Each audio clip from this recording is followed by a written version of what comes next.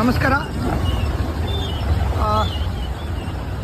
ನಮ್ಮ ರಾಜ್ಯದ ಘನವೆತ್ತ ಸರ್ಕಾರಕ್ಕೆ ಇನ್ನೊಂದು ಗ್ಯಾರಂಟಿ ಯೋಜನೆ ಶುರು ಮಾಡಲು ಕೇಳ್ಕೊತಾ ಇದ್ದೀವಿ.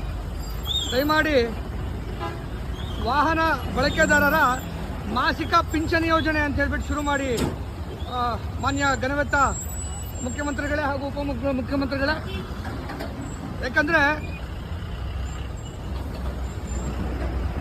ವಾಹನ ಬಳಕೆದಾರರು ಈ ರಸ್ತೆಯನ್ನು ಬಳಸಿದ್ರೆ ಬರೋ ಸಂಬಳನೆಲ್ಲ ಗ್ಯಾರೇಜ್ಗೆ ಕಟ್ಟಬೇಕಾಗುತ್ತೆ.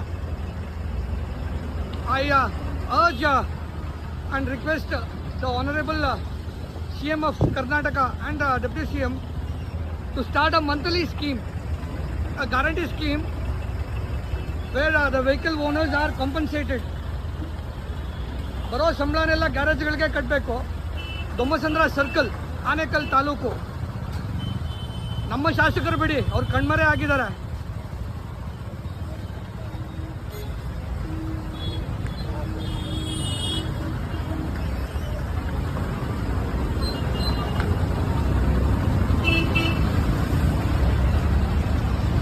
The state of affairs, every road in Anekal, every road, not even a single stretch is motorable.